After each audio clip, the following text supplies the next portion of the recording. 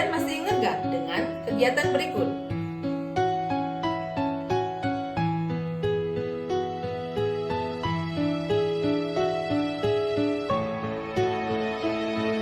Ya, keempat kegiatan ini merupakan pelaku kegiatan ekonomi yang terdiri dari rumah tangga konsumen, rumah tangga produsen, rumah tangga negara atau pemerintah, dan masyarakat luar negeri.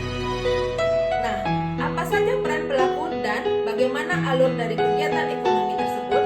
Mari kita bahas bersama-sama. Tujuan pembelajaran yang dapat dicapai setelah menonton video ini adalah: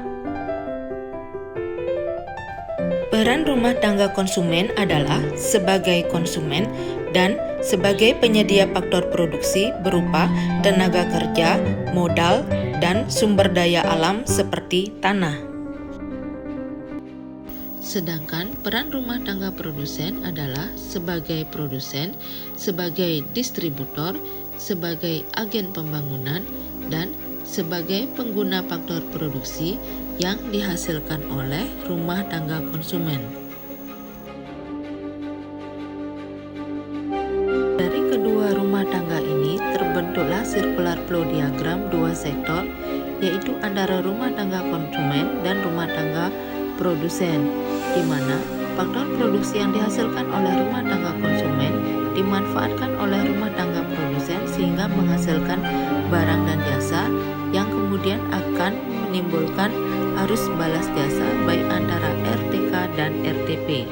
Peran rumah tangga negara atau pemerintah adalah sebagai pengatur, sebagai produsen, sebagai konsumen, sebagai penguasa, dan sebagai pengontrol dari kegiatan ekonomi dalam suatu negara.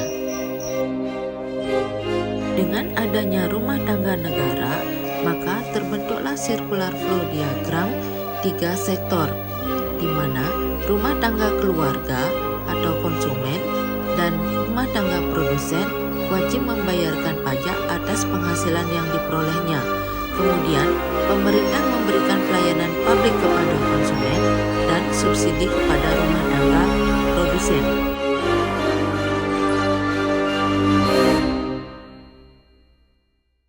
Yang terakhir adalah peran masyarakat luar negeri, yaitu sebagai konsumen, sebagai produsen, sebagai investor, dan sebagai tenaga ahli.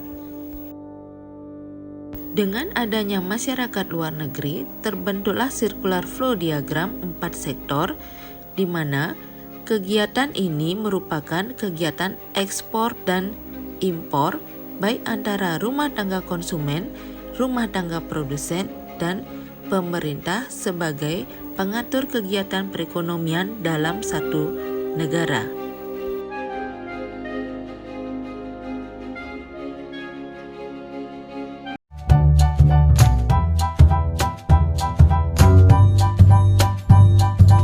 I want to share with you the incredible success story of the world's youngest billionaire.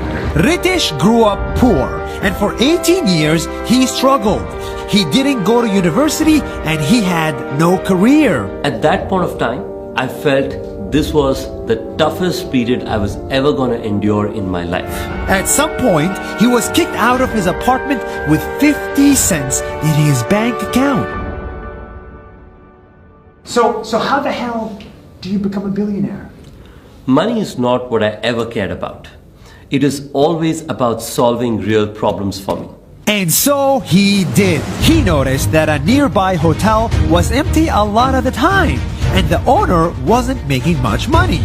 So he went to the owner and took the biggest risk of his life.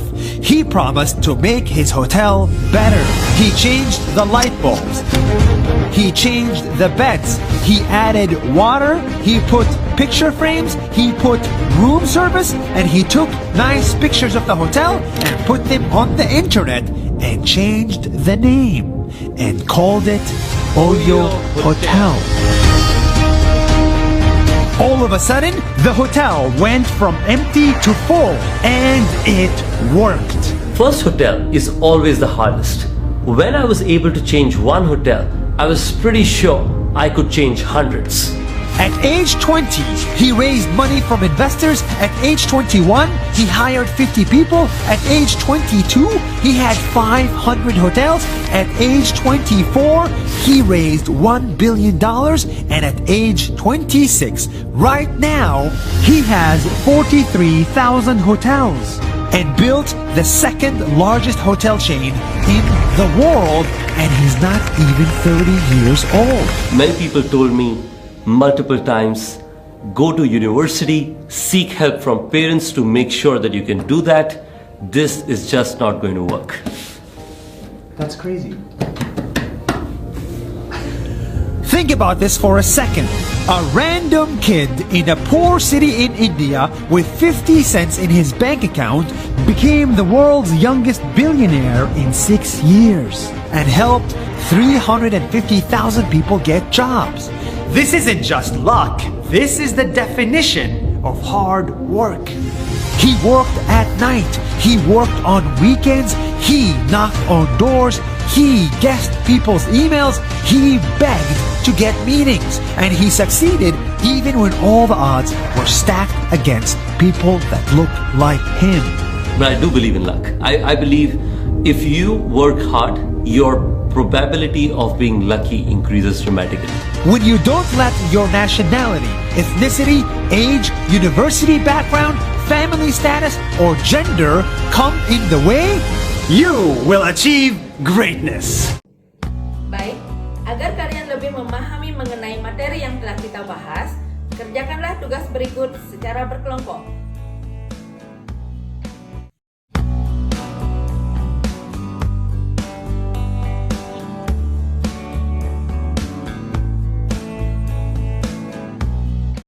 Kesimpulan untuk pembelajaran kita kali ini adalah pihak yang sangat berperan sebagai pelaku ekonomi adalah rumah tangga konsumen, rumah tangga produsen, rumah tangga negara atau pemerintah, dan masyarakat luar negeri. Semua pihak terlibat dalam kegiatan ekonomi memiliki peran masing-masing dan mempengaruhi perekonomian suatu negara. Baik, sekian video pembelajaran kita kali ini. Semoga dapat menjadi sumber belajar buat kalian.